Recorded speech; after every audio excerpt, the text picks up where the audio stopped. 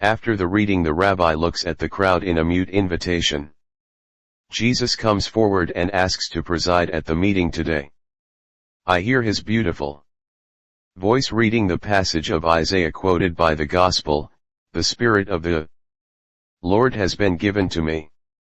And I hear the comment he makes, calling himself the bearer of the Gospel, of the law of love that replaces the previous rigor with mercy, so that health will be granted to all those who on account of the sin of Adam were diseased in their souls and indirectly also in their bodies, because sin always gives rise to vice and vice to bodily illness.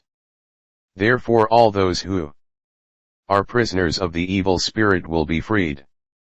I have come to break their chains, to reopen the way to heaven, to give light to blind souls and hearing to deaf ones.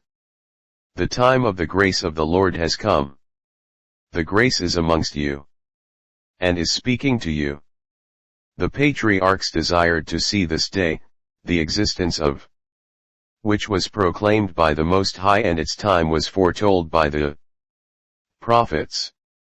And informed by a supernatural inspiration, they already know that the dawn of this day has risen and their entry to paradise is now close at hand. And they exult in their souls, saints who require only my blessing to be citizens of heaven. You see it? Come to the light which has risen. Divest yourselves of your passions to be agile in following Christ. Have a good will to believe, to improve yourselves, to desire health, and you will be given health. It is in my hands. But I only give it to those who have a good will to receive it.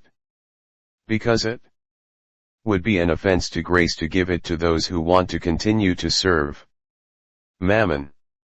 A murmur runs through the synagogue. Jesus looks round.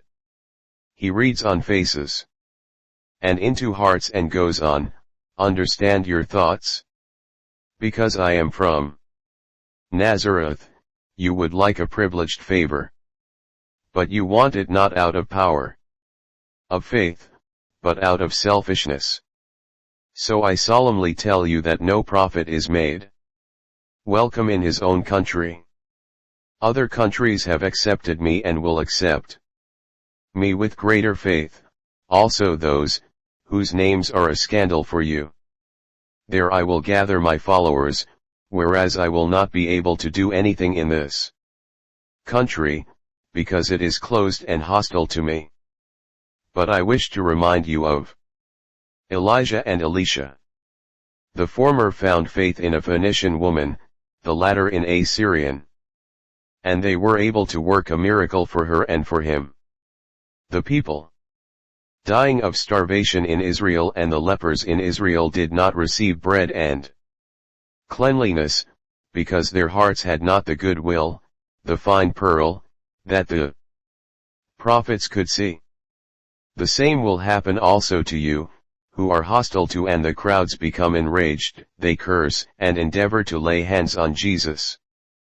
But the apostle cousins, Judas, James, and Simon, defend him, and the enraged Nazarenes then hustle Jesus out of the town.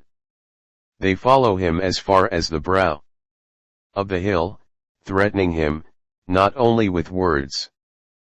But Jesus turns round, immobilizes them with his magnetic glance, and walks through them uninjured, and disappears along a mountain path.